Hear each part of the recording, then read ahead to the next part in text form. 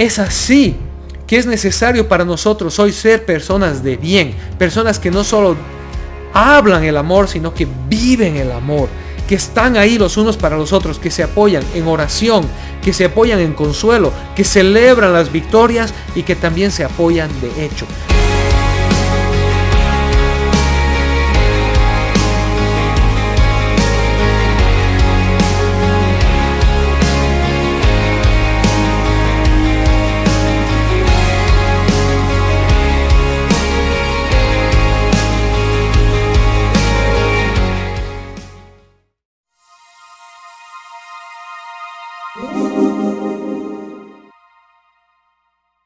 Bueno, y hablando de identidad y de hallarnos en Cristo, este es un mes muy interesante el que estamos viviendo o el que se ha vivido recientemente, pues es un mes en el que se celebra el orgullo. No voy a entrar en más detalles, la mayoría de ustedes saben a qué me estoy refiriendo. No voy a entrar en más detalles porque quiero ser respetuoso de todos los que nos ven y también porque las normas de Facebook y de YouTube son muy complicadas en cuanto a esos temas y no queremos que nos estén censurando o quitando el video por haber dicho algo que se puede percibir indebido, aunque esa nunca es nuestra intención. Pero bueno, se celebra en el planeta actualmente el mes del orgullo. Y esto me llevó a pensar y me llevó a un poquito a reflexionar y meditar. Si es que hay algún momento en el Nuevo Testamento, en la Biblia, en la que este sentimiento de orgullo, de estar orgullosos de algo, de sentirnos orgullosos y celebrar alguna identidad o algún estilo de vida, es algo que aparece en la palabra de Dios, que aparece en la Biblia. Y bueno, estuve haciendo un estudio de términos, buscando esta palabra. Obviamente la palabra orgullo aparece en la Biblia muchísimas veces. En muchos casos aparece una connotación negativa en el sentido de que aparece desde la perspectiva de que el orgullo, el ser autosuficientes, el ser sabios en nuestra propia opinión, el contar solamente con nosotros, o el ser literalmente una persona orgullosa, jactanciosa, autosuficiente, que todo lo sabe, etcétera, etcétera, que no perdona. En todos esos sentidos, el orgullo aparece en la palabra de Dios como algo negativo, como un resultado del pecado, de la naturaleza pecaminosa del ser humano. Pero, ¿será que hay una connotación positiva del orgullo? ¿Será que hay alguien o algo en algún momento que en el Nuevo Testamento alguien dice: yo estoy orgulloso de esta identidad, estoy orgulloso de este estilo de vida, estoy orgulloso de esta forma de ser, y eso aparece como algo positivo? Pues les comento que existe un lugar en el Nuevo Testamento, que es en la segunda carta de Pablo a los tesalonicenses, donde Pablo agarra y dice: yo estoy orgulloso de ustedes. Déjenme leerles el pasaje porque es en la salutación, en el inicio de esta carta de 2 Tesalonicenses que Pablo le escribe a la iglesia de Tesalónica. Y dice así, 2 Tesalonicenses capítulo 1, a partir del versículo 1. Dice así: Pablo, Silvano y Timoteo, a la iglesia de los tesalonicenses, unida a Dios nuestro Padre y al Señor Jesucristo. Que Dios el Padre y el Señor Jesucristo les concedan gracia y paz. Hermanos, siempre debemos dar gracias a Dios por ustedes, como es justo, porque su fe se acrecienta cada vez más y en cada uno de ustedes sigue abundando el amor hacia los otros. Así que nos sentimos orgullosos de ustedes ante las iglesias de Dios por la perseverancia y la fe que muestran al soportar toda clase de persecuciones y sufrimientos. Todo esto prueba que el juicio de Dios es justo y por lo tanto Él los considera dignos de su reino por el cual están sufriendo. La carta de la segunda Tesalonicenses de Pablo es una carta muy interesante. En unos momentos más vamos a desempacar un poco, hablar un poco acerca de esta carta. Pero antes quisiera detenerme en esta palabra que aparece en el versículo 4, cuando Pablo dice: así que nos sentimos orgullosos de ustedes. Esta es una palabra muy particular, se las voy a compartir en pantalla. Y es la palabra que ustedes están viendo, que es ekaosaomai. Es un poquito complicada de pronunciarla, esa es una palabra griega, pero literalmente significa regordearse, significa sentirse orgulloso y actuar y manifestar ese orgullo. Esta es una palabra de acción, no es una palabra solamente que refleja emociones o sentimientos, sino que refleja el hecho de que alguien se siente orgulloso y lo hace evidente. Dice, yo estoy orgulloso de ti, declara ese orgullo, y entonces se regordea en esto, lo hace evidente nuevamente. Y Pablo utiliza esta palabra por esta única vez en todo el Nuevo Testamento. Esta es la única vez en la que Pablo utiliza esta expresión con respecto a alguien, y de hecho es la única vez que esta expresión aparece en el Nuevo Testamento de esta manera. El decir yo me jacto del orgullo que tengo hacia ustedes por esta ocasión. Entonces, es interesante porque vale la pena preguntarse qué hace que esta iglesia de Tesalónica sea tan especial, sea tan particular, tan única. ¿Qué estilo de vida llevan ellos que lleva a Pablo a sentirse orgulloso y celebrar este orgullo? Entonces podríamos hablar de la vida que trae orgullo al cristiano, como ciertos estilos de vida. Hoy se celebran y existe la semana del orgullo tal, el mes del orgullo cual. A veces celebramos y nos sentimos orgullosos cuando terminamos una meta en nuestra vida, cuando nuestros hijos salen bachilleres o profesionales, cuando adquirimos un posgrado. Celebramos y nos sentimos orgullosos y entonces lo hacemos evidente y lo manifestamos y lo demostramos y lo declaramos. Entonces, el apóstol Pablo, por una única vez en el Nuevo Testamento, utiliza esta expresión y dice, yo me siento orgulloso de ustedes, iglesia de Tesalónica. Y si leemos 1 Tesalonicenses y 2 Tesalonicenses completa toda la carta, nos vamos a dar cuenta que esta no era una iglesia perfecta, no era una iglesia sin error, no era una iglesia que no tenga necesidad de corrección o de ser recordada de algunas cosas.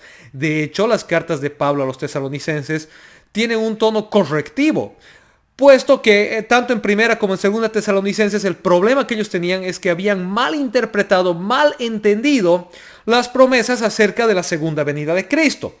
Y la segunda carta a los tesalonicenses, en su aspecto central, que es el capítulo 2, es cuando Pablo declara acerca de cómo va a ser la segunda venida de Cristo. No tenemos hoy el tiempo para entrar en todo esto en detalle, pero básicamente el apóstol Pablo en 2 Tesalonicenses 2 le dice a la iglesia, dejen de andarse preocupando y perdiendo la cabeza y alborotando y alterando, pensando que la segunda venida de Cristo ya está, ya es aquí, ya está presente, porque no es así. Porque antes de que esto pase van a suceder una serie de cosas, entre ellas la manifestación clara y evidente del anticristo, un sistema de orden universal que se opone a la fe, a cualquier cosa que es Dios, un sistema, diríamos, básicamente hegemónico, ya sea ateo o centrado en esta figura de poder que es el anticristo. Es una serie de sucesos y les comento esto entre paréntesis por dos razones. La primera es porque, hermanos, muchos preguntan y siguen preguntando aún este día. Hace poco tiempo, creo que la semana pasada, alguien me pasaba una pregunta muy válida y muy importante y me decía, me ha llegado esta cadena por medio de WhatsApp con una secuencia de versículos bíblicos diciendo que estamos viviendo el Apocalipsis.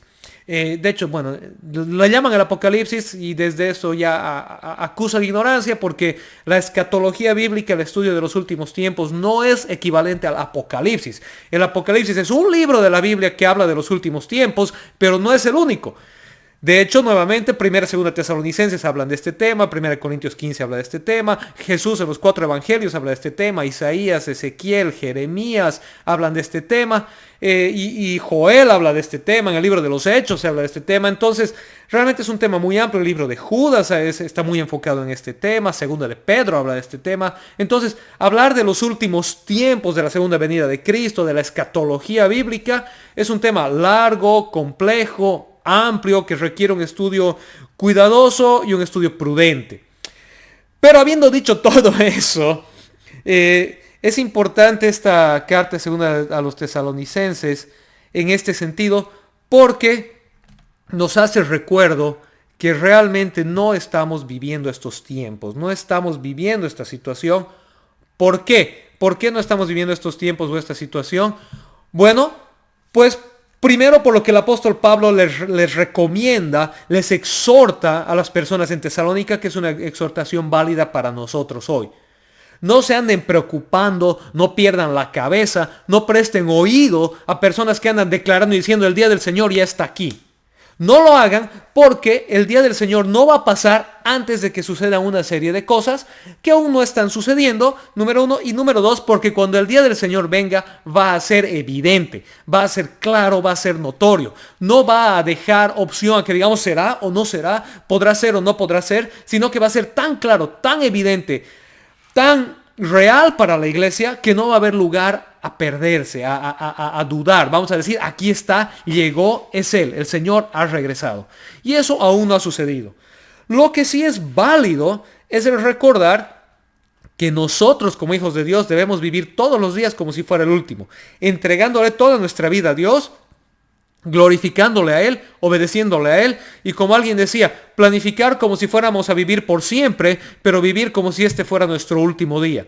Esa es nuestra relación con Dios, esa es nuestra esperanza con Cristo. Entonces no estamos viviendo el Apocalipsis, no estamos viviendo los últimos tiempos. Sí, en un sentido más amplio, siempre son los últimos tiempos. Desde que Cristo ascendió, su promesa de retorno está siempre presente. Así que todos los días vivimos los últimos tiempos. Pero aún no estamos en esa última etapa, porque cuando eso suceda va a ser evidente para todos nosotros. Y bueno, la última parte de esta carta de 2 Tesalonicenses, Pablo recrimina también a algunas personas en la iglesia y les dice que se han vuelto medio dejados, medio flojitos, medio imprudentes. ¿Por qué? Porque tenían tal expectativa de que Jesucristo volvía ya, de que estaban en los últimos tiempos, de que la cosa ya se estaba acabando, que en vez de vivir una vida prudente, una vida sabia, una vida de trabajo, de esfuerzo, de oración, de cuidarse los unos a los otros, de participar en las cosas de la iglesia, se habían vuelto ultra apocalípticos y entonces habían empezado a prestar oído a una serie de cosas y habían dejado de vivir una vida de buen testimonio para la iglesia y para el mundo.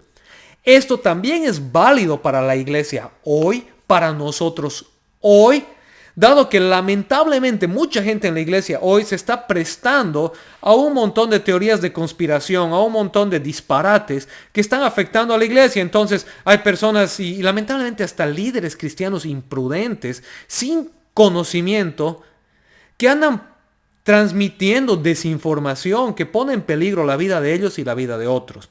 Entonces, no, iglesia, no es el momento de prestarnos a especulaciones, a disparates. Es el momento de ser sabios, de ser prudentes, de tener la fe puesta en Jesucristo, de saber que Él está con nosotros, que Él no nos abandona, pero de también saber que Él nos ha dado un cerebro y una vida para vivir.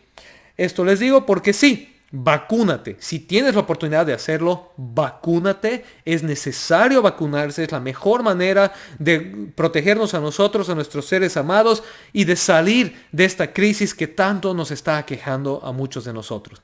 Y al mismo tiempo es tiempo de ser responsables, de seguir siendo de buen testimonio adentro y afuera de la iglesia, de seguir siendo personas honestas, personas trabajadoras, personas diligentes, personas sinceras, de seguir siendo personas fieles, personas generosas, etcétera, etcétera, etcétera. Este es el llamado que Pablo le hace a la iglesia en la segunda carta a los tesalonicenses. No la vamos a leer toda, es breve, son 3 capítulos, la pueden leer en sus casas, aunque sí les aviso, les adelanto que el capítulo 2 es bastante complicado, entonces ya les he dado un buen resumen de lo que se trata esto. Habiendo visto todo este contexto, entonces haremos un retroceso y volvamos al principio. Y nuevamente a esta iglesia es a la que Pablo le dice que se siente orgulloso de ellos ante las iglesias de Dios. Fíjense lo que dice Pablo. Hemos visto ya que Pablo utiliza ese verbo, se los voy a volver a poner, esta expresión, este verbo griego de sentirse orgulloso y de hacer este orgullo evidente, de regordearse en algo. ¿Por qué? Pues porque la iglesia de los tesalonicenses está haciendo algo bien. Y Pablo incluso dice ante las iglesias. Es decir, que Pablo no solamente les dice me siento orgulloso privaditos, yo me siento orgulloso de ustedes pero no le digo a nadie. Sino que Pablo dice me siento orgulloso de ustedes y se los digo a los demás. Donde voy yo les comunico a las iglesias que estoy orgulloso de ustedes.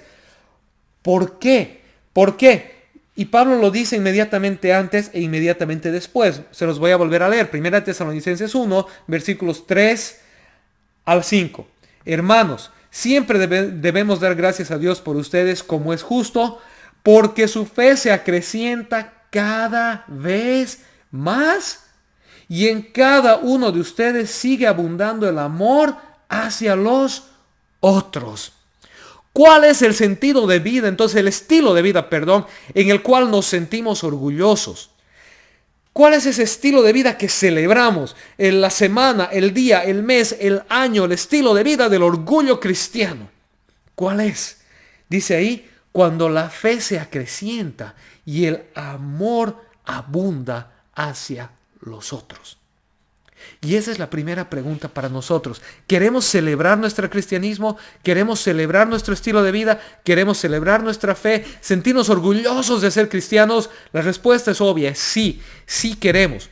Pero ¿cuándo podemos hacerlo? ¿Cuándo podemos sentirnos orgullosos y declarar a los cuatro vientos y decir, yo soy cristiano y celebro mi fe? Es cuando nuestra fe se acrecienta constantemente y cuando nuestro amor abunda. Mi pregunta para ti hoy es esta. ¿Has estado caminando en fe en este tiempo de dificultad? ¿Has estado caminando en amor en este tiempo de dificultad? ¿Sabes qué? Es hermoso ver y recibir testimonios en estas últimas semanas de cómo personas a quienes los médicos habían desahuciado están en casa, se están levantando, se están recuperando, dándole la gloria a Dios porque la fe ha hecho la diferencia. Estas personas han ido al hospital, estas personas han recibido su tratamiento médico. No estamos hablando de una fe imprudente, no estamos hablando de rechazar el tratamiento, la ciencia o el cuidado médico, para nada. Pero estamos hablando de ese componente adicional que nosotros tenemos como cristianos, que es nuestra fe, que es el saber que donde la ciencia se acaba, que donde el mundo nos desahucia, Jesús sigue ahí, sigue presente. Su fe es real y está en nosotros y el poder del Espíritu Santo abunda en nosotros. Esa fe nos mantiene firmes, nos da esperanza. Como dice Abraham, dice Pablo en Romanos, no se desanimó, sino que tuvo fe a pesar de las circunstancias y creyó a pesar de que todo decía lo contrario. En Hebreos nos cuenta que Abraham estuvo dispuesto a dar a su hijo a Dios porque sabía que Dios es poderoso para cumplir su promesa, aunque tenga que levantarlo de los muertos. Es decir, el padre de la fe, Abraham, no caminaba por vista, por lo que las circunstancias o la situación le decía, sino que él caminaba por la fe, porque sabía que Dios es capaz y todopoderoso de cumplir su promesa. Esa es la manera como nosotros los cristianos caminamos hoy. Caminamos en fe, creyendo que Dios es más grande que las circunstancias, que Dios es más grande que la pandemia, que Dios es más grande que la situación. Somos prudentes, somos sabios, seguimos el consejo médico, seguimos el consejo de las autoridades, pero tenemos una fe en alguien más grande. Y sabemos que Él nos levanta, que Él provee, que Él es el quien no nos hace faltar ingresos, medicamento, espacio, lo que necesites. Él es Dios y sigue siendo Dios. Eso no quiere decir que la fe no tiene pruebas. Y es por eso que entonces vamos al versículo 4, la segunda parte del versículo 4, donde Pablo dice, por la perseverancia y la fe que muestran al soportar toda clase de persecuciones y sufrimientos. Todo esto prueba que el juicio de Dios es justo y por tanto Él los considera dignos de su reino por el cual están sufriendo. El caso en Tesalónica es que ellos estaban siendo activamente perseguidos.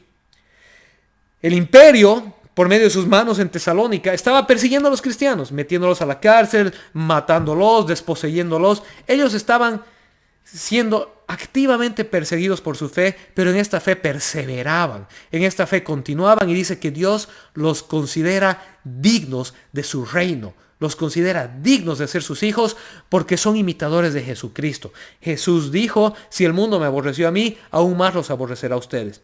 Bueno, en nuestro caso hoy con la pandemia no estamos siendo activamente perseguidos por ser cristianos. No es que el virus ha sido hecho para atacar a los cristianos, para escoger a los cristianos. No es que porque seas o dejes de ser cristiano te va a ir mejor o peor en un sentido mundanal en esta pandemia. Pero sí es verdad que estamos atravesando sufrimiento. Sí es verdad que el mundo entero está envuelto en sufrimiento y estamos atravesando situaciones muy difíciles. Y en este tiempo de situaciones difíciles es cuando nuestra fe debe acrecentarse. Como hemos visto, Pablo les dice, me siento orgulloso de ustedes porque están creciendo en su fe. ¿Y por qué están creciendo en su fe? Porque al ver la prueba, al ver el sufrimiento, al ver la necesidad, no se han rendido, no han apostatado, no han hecho un lado la fe en Jesucristo, sino que se han fortalecido en la fe.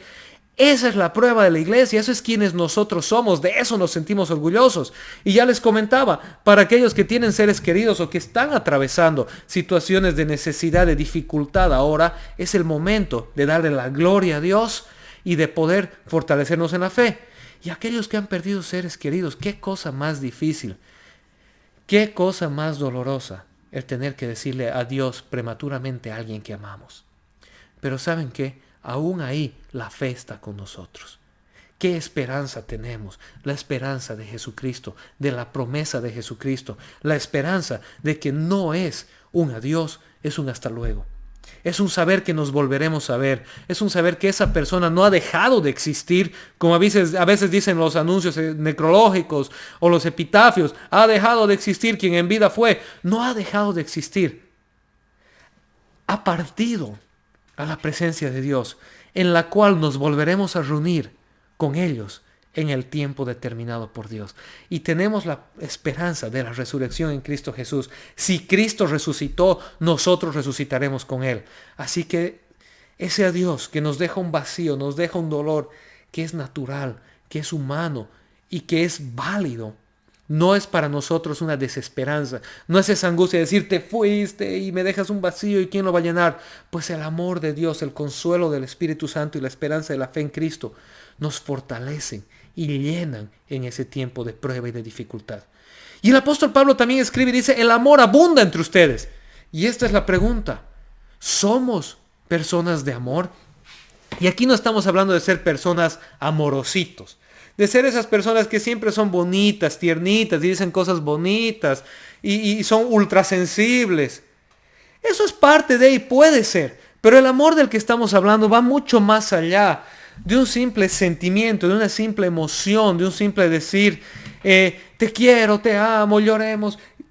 Esto es importante, es una parte del amor, pero el amor va más allá, porque el amor se refleja en acciones, en estar ahí los unos para los otros, en apoyarnos los unos a los otros.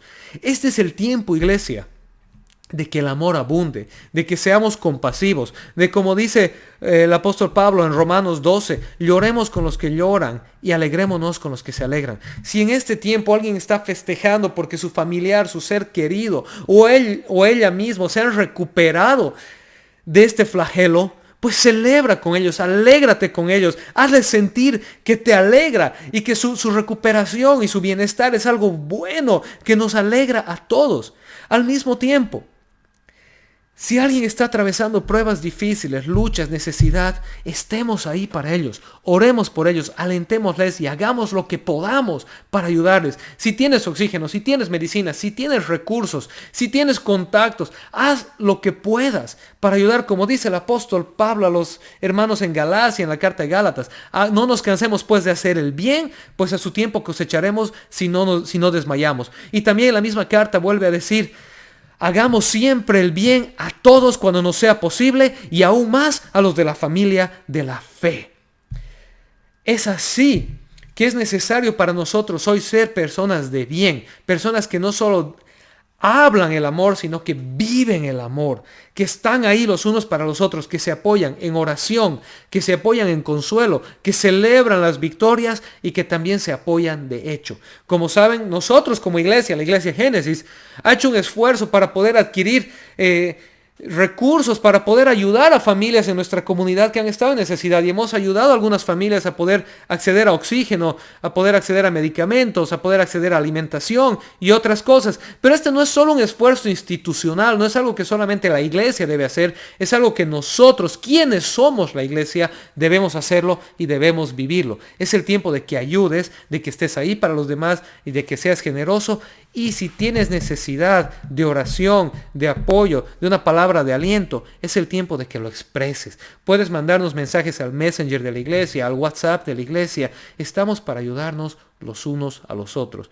Pero recuerda, que cada uno de nosotros carga esta responsabilidad personal de ayudarnos, de amarnos y de orar los unos por los otros. También es el tiempo de compartir testimonios. En un tiempo en el que hay tanta desesperanza, sufrimiento, malas noticias, es el tiempo de que hagas evidente tu fe y la declares a otros y les digas lo que Dios ha hecho por ti, ha hecho en ti y lo que Dios está haciendo. Dios sigue estando vivo, Dios sigue siendo Dios.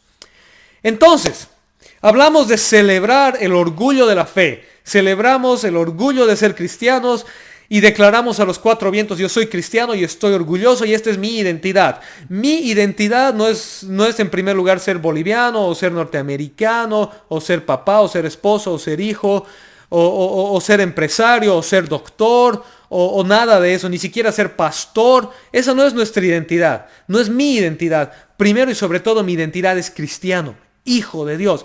Esa identidad me define, eso hace quién soy, eso determina mi vida. De esa identidad como cristiano, hijo de Dios, emana el resto de mi identidad. Mi identidad como padre, como pastor, como misionero, como ciudadano, como esposo, como hijo, como líder. Emana del hecho de que soy un hijo de Dios. Y te invito a que hagas lo mismo. Tu identidad debe emanar, debe fluir, debe estar fundamentada en el hecho de que eres un hijo, una hija de Dios. Y todas las demás esferas de tu vida se definen en base a esa identidad. Y esa es la identidad que celebras, esa es la identidad que proclamas, esa es la identidad que haces evidente en las redes sociales y haces evidente a todo el mundo.